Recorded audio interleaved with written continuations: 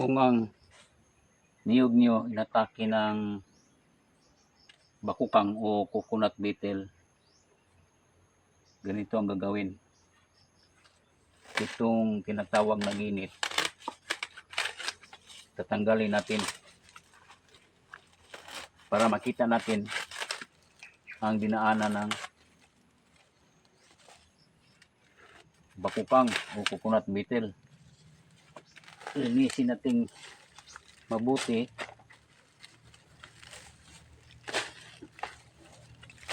Tanggalin itong mga ginit. Itong mga ginit, o ano bang Tagalog nito?